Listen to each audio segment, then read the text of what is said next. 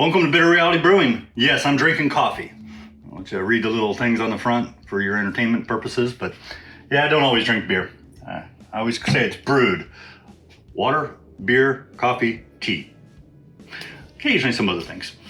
Today, we're doing an Irish red ale. Don't forget, like, subscribe, keep sharing, it's huge.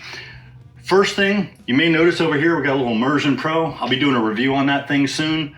Just been kind of letting it go. I finally brought it up here after about 4 days of testing. So look for that. Number two, tiny bit of history on Irish red ales if you don't know. They first mentioned supposedly around the 7th and 8th century in Ireland.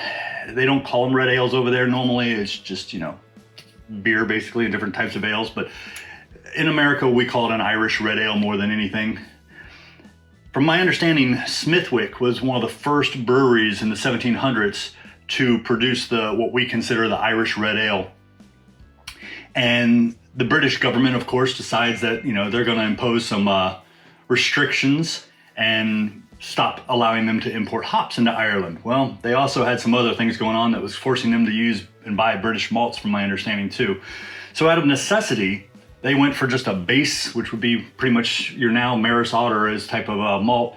And then they would either buy very small quantities of roasted malt, which was much, much more expensive, and add just very small amounts to the total grain bill. Or they would take their own grains and roast them and toss that in there to get that nice hint of a roasted flavor and to give that nice hue that we consider the red ale nowadays.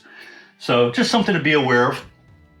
Coors popularized it. I want to say it was like 1990s or something with Killian's that they owned the rights to, and George Killian's red ale, which I remember drinking that and liked that a lot. I'm a big red ale fan. So Smithwick I definitely liked, but it's a little on the light side for me nowadays as far as on the flavor.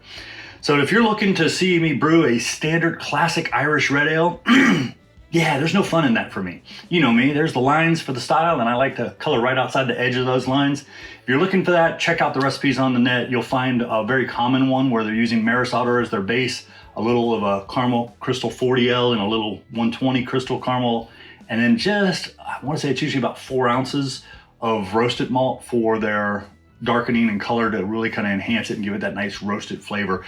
I will tell you, my go-to for Irish beers flat out is White Labs 004. It is my go-to. I have been using it for years, and I love that yeast for anything that is either a stout or even a lot of my British beers. I use that. So definitely my go-to.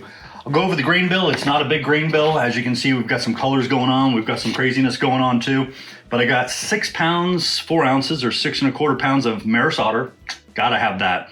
This is gonna be a big red rye. Yeah, I'm calling it Carried a Ride, and I'll explain. But we have 2 pounds of rye malt. Love my rye. Gotta get a nice spiciness going. I've got 12 ounces of flaked rye. I wanna give it a little bit more mouthfeel, because it is going to be dry and sometimes that kind of thins it out a little bit. So I'm definitely looking to add that. I'm adding a malt that I've never seen until recently. I want to say I saw it a couple months ago, and that's when I purchased it. It's from Black Swan or Sween. I don't know how they want to pronounce that, but it's a honey biscuit. So instead of your biscuit or your honey malt, it's a honey biscuit malt.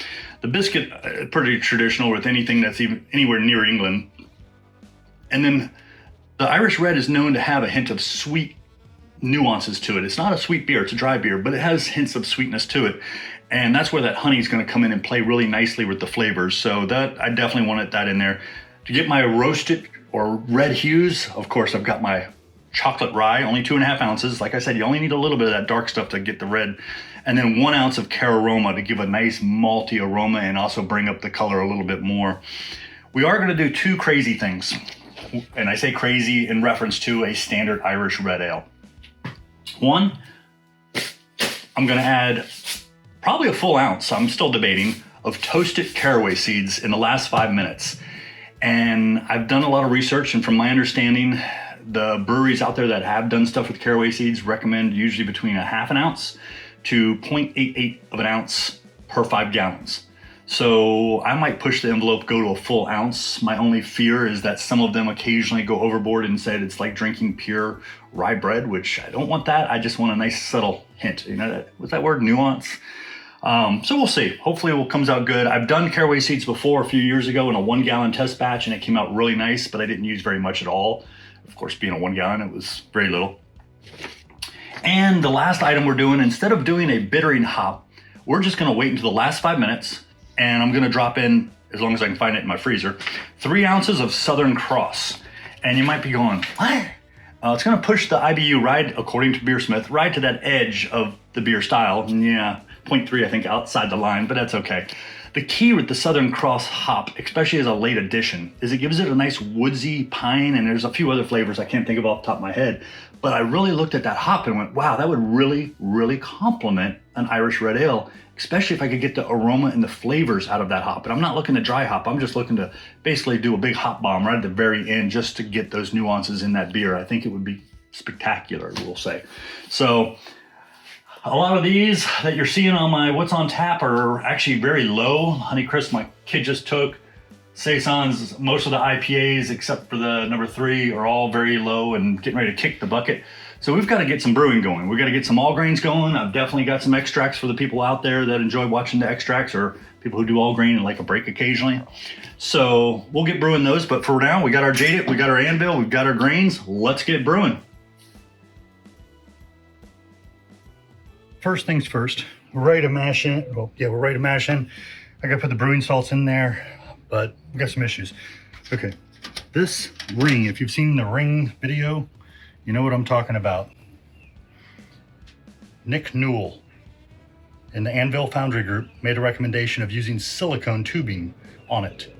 Well, I couldn't do it all the way around, it would squeeze it too tightly. But if you can see, I used aquarium fish tubing, which is silicone, and I just put a little piece on each end.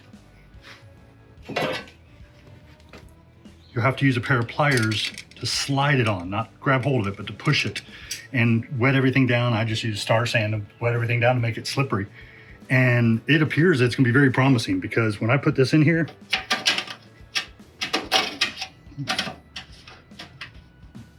it seems to have more grip, that silicone. And I may be able to put some on these sides, but I didn't want to push too far to the point I couldn't actually get it in, because it does put a tiny gap around the edges. So we will see, and if it works, great. Thank you, huge thank you to Nick Newell. That was an amazingly brilliant idea. I had not thought of anything like that. We have our small batch adapter in here, of course, maximize efficiency. And I'm gonna drop this in here before I add the brewing salts, for 2 reasons. One, a lot of people recommended it, but it kept hitting that thing, which it doesn't appear to be hitting it right now, which is good. Plus, I accidentally spilt some grains in my brewing salts. So I kind of have no choice but to put it into the mash basket, or grain basket, whatever you want to call it. There we go. Now we have some more brewing salts, but we'll add those later. That's baking soda.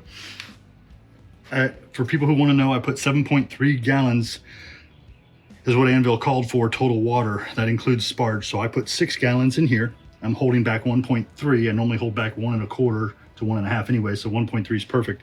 And that'll be my sparge water. So let's go ahead and get mashed in. And for anybody who's watching for the first time, I don't just dump the grains in. I usually speed it up because I figure it's pretty boring to watch. And I use an old cat litter container for my rice hulls. Figure nothing's gonna want to eat on those. When you're using rice hulls too, make sure that you mix them in with your grains. Don't just put them on top and bottom, because otherwise they serve no purpose. And I do not overshoot my mash temps, because the Anvil's pretty fast at catching up and keeping up. I won't even say catching up, keeping up.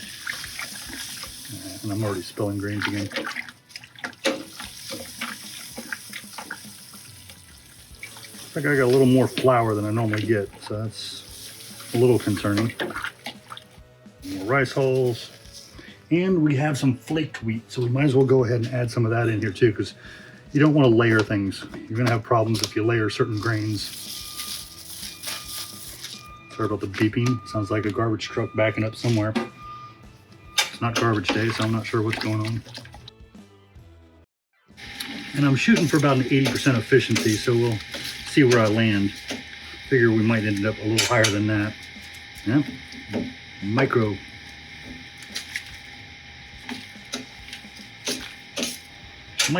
grain ball. Well, I took care of it.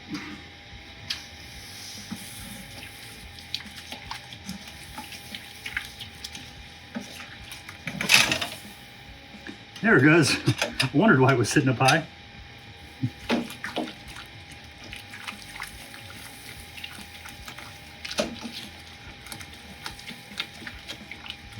understand why the handle wasn't hitting that thing. Hitting it now. I might toss a little more rice hulls in there just for safety. Stir it in a little bit.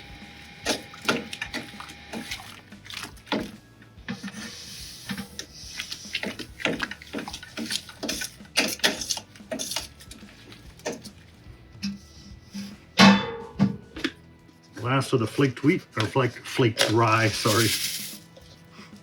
There we go. And one of the reasons I wore the red color today, of course, is because we're doing an Irish red, or something very close.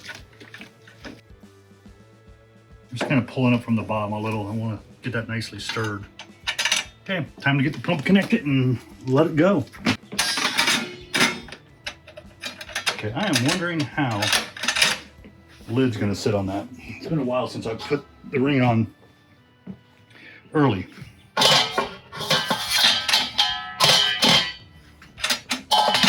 Yeah, it doesn't close.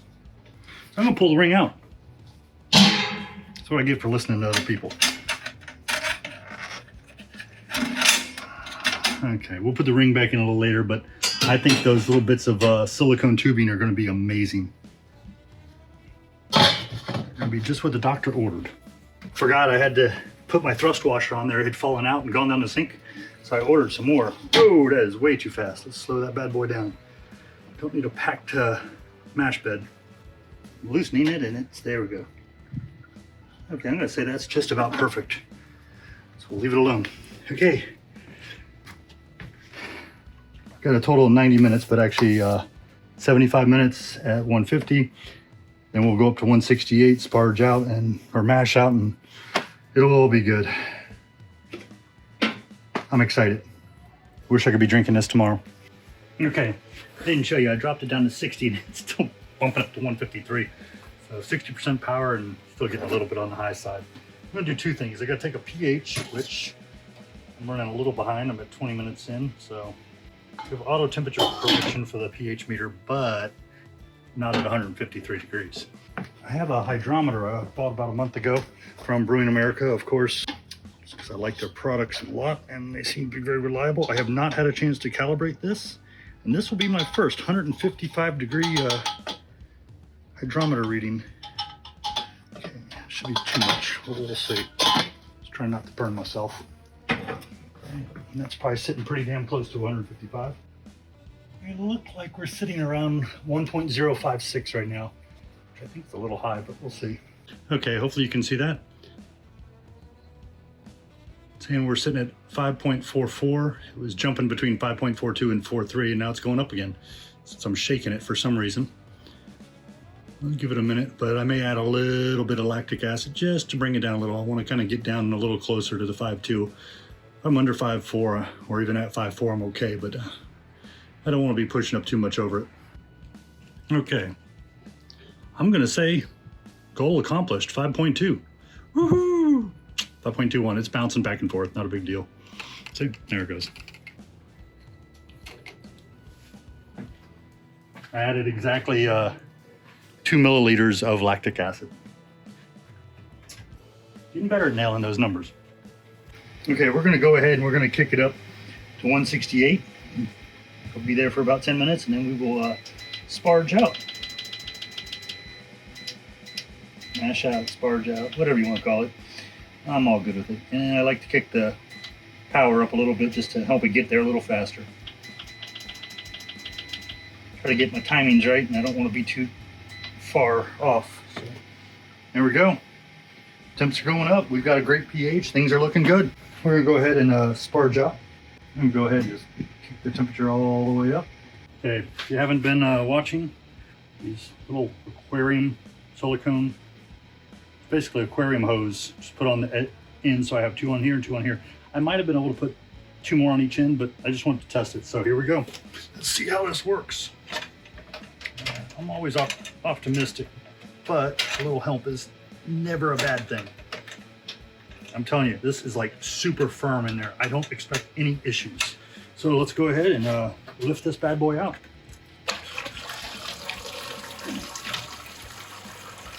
I don't know if I bumped it at all, but we'll keep testing it, but overall I'm very, very impressed.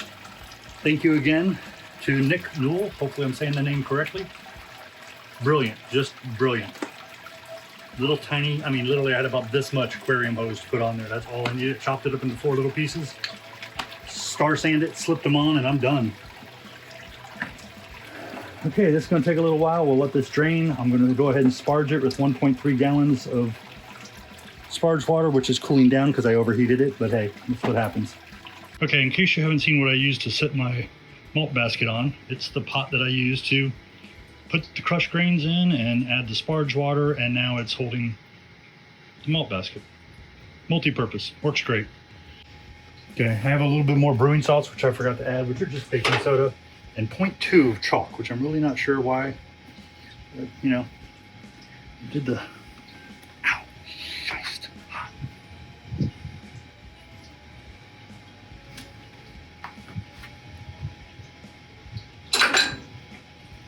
And we've got lots of foam. I just want to make sure I'm not scorching anything on the bottom. That rye, it's not, doesn't usually have a problem like wheat does, but better safe than sorry. Stir. Should be starting to boil here any second. Also have something new to try if I have to. It's a 5-star defoamer. So we'll see if I need to, and it literally requires 1 drip. Kind of reluctant. I see 10% food grade silicone, which supposed to settle out, but I don't want to sit and fight the foam like I did the last couple times. This is rock solid, but knowing me, I'm going to take it out because we're accident prone and we know better. And here comes the foam. Actually, it looks like it might break on its own. Come on, let's go back to the way we used to be. Okay, we're going to declare this the boil, so we've got 90 minutes to go now.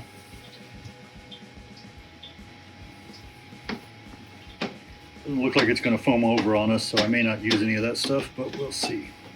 Just wish it would break. And we have a nice boil going. I'm going to keep an eye on it for a little bit before I walk away, just in case. Okay, it started to foam up on me again, so I literally put 1 tiny drip of the defoamer in there, and I mean, night and day. Crazy difference. 1 tiny drip. We'll let her ride. Okay, we're in the last, technically 6 minutes. You say 5. I don't want to go too long with this, but this is our hops, which is 3 ounces of New Zealand Southern Cross and the caraway seeds, as you saw before. So I'm just going to go ahead and dump them in there. My boil off seems to be a little high, so I'm a little worried, but we can always level it up a little bit with a little more distilled water if we have to. I'm hoping not to, but it is a little low, or at least it appears so. Okay, I've got the Jaded Brewing Scylla ready. I'm just going to spray that bad boy down with Star Sand and drop it in at the very end. So I've never had a problem, and hopefully the Star Sand will keep me that way. Cleaned it good last time, but you never know about dust or anything else that could be on that thing. Oh, last 5 minutes too, I almost forgot. Some yeast nutrient. And my Warflock tablet that I crushed. There we go. Almost forgot. Never good. I used to have a watch, but it shorted out recently, so I need to get another one. Or a timer. That'll work too. Okay, we're gonna let that go for about another 2.5 minutes and break it down and start cooling it down. Okay, we're calling it. We're hitting 6 minutes, and I don't want to make this into a IPA. Wow, you can smell the toasted caraway seeds. Hopefully I didn't overdo it. You can see some of the hops, or hop material on the outside.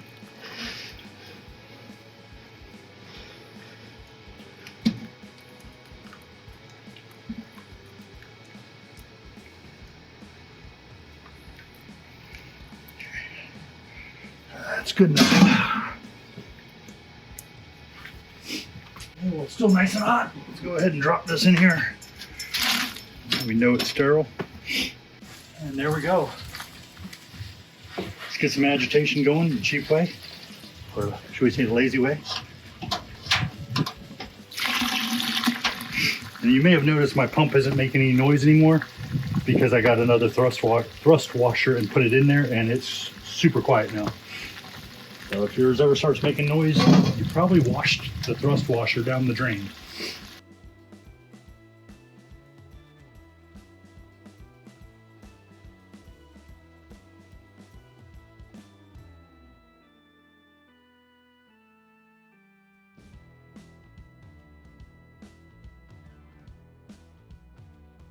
Okay, so this must be what it's like up north where you have really cold water. Our water's sitting right now close to 70, 71. Been letting it run for a while and we're down to 72. I'm good with that. I'm gonna go ahead and move it over here and take all that stuff out. And we bring it in the house and pitch the yeast. Wish my water was this cold all the time, but I've been known to get up into the low 80s during the summer. And yes, that's tap water. It's not from a well, it's from the city, so. And I don't drink it. See how far we're under. I'm assuming we hit right at 5 or maybe a hair under, and I like to be 5 1/4, so we have a little bit to play with for trub and everything else. The beer might have some good head on it. Some crazy amount of foam. I've never seen that much foam. And we even put the defoamer in there this time for the first time ever. Oh, I did spray the thing down with a little bit of Star Sand, so that might be part of it. Didn't think about that. So what do you say? Don't fear the foam because it might be in there. And we have foam. So yeah, we're a little shy. Not a big deal, we'll take care of it. Okay, we had a big day. We had a lot going on today and everything ran amazingly well. Only thing that didn't was I ended up with 5 instead of 5 1/4 gallons, which I'm good. I could care less. I did bring down from 5 1/4 to 5 to check our brew house efficiency, and I was expecting 80%, and it was the first time I nailed it dead on, 80%. That puts us at an ABV of 5.6% if everything ferments out correctly to a final gravity of 1.013 using White Labs Irish yeast, which is somewhere around here. Here it is. And I got a little bit of liquid still in here, but I'm gonna mix it up because I wanna keep half of this and dump half, even though I already doubled this from my original purchase. I bought some fresh, and I'm making a mess. That's how that works. Okay, we'll go ahead, move that over here.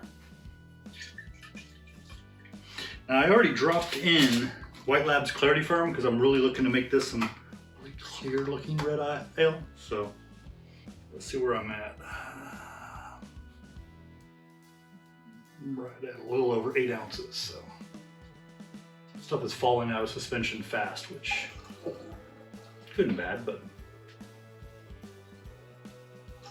we wanted to, just not that soon. Had the starter going for almost 24 hours, maybe a little over actually, about an hour. Okay, and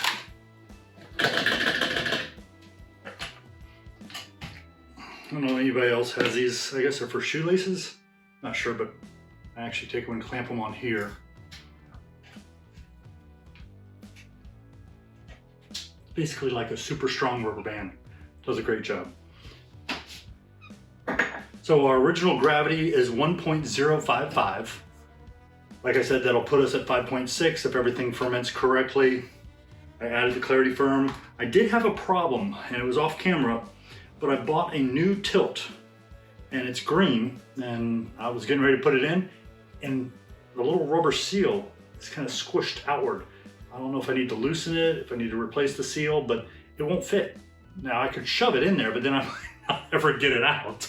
So I stuck a different tilt in there that I verified the calibration, and it was off by 1, literally 1.001. So I will double check the calibration, but kind of had no choice. We did a few things. We used Carafoam, we used Defoamer 105 from 5 Star today. I've never used a defoamer. It did an amazing job. 1 drip and no more worry about boiling over. The foam stopped. Still had a little bit of foam around the outer edges, but it wasn't crazy like it was before. I used a couple hydrometers from Brewing America. I used the one with the temperature. Perfect. I double checked the calibration earlier before I actually used it. I used the one for easier reading, which basically goes from 1.100 to 1.000, so it makes it super easy to read. And I also tried the 155 Fahrenheit calibrated hydrometer, and that worked great too. Kind of gave me some good numbers. It actually showed me where we pretty much ended up, which is kind of cool, but I'll have to document it and get used to it and understand, what I'm looking at, so that way I can use it as a tool to benefit me in the long run. Other than that, we did have to do 2 milliliters of lactic acid. We were off on our pH, and after 2 milliliters, we were dead on for that 5.2. So that was awesome. Got the Irish ale yeast, enjoying Sam Adams. Came with the 12-pack of different varieties I got a couple months back. So that's it. We're gonna let this ferment. It'll probably take a good week. I'll probably let it sit for 2 weeks. We'll cold crash it, maybe speed carbonate it. I don't know. We'll see how that goes. And we'll check it out, see how it came out. Don't forget, like, subscribe. Thank you again for joining us here at Bitter Reality Brewing.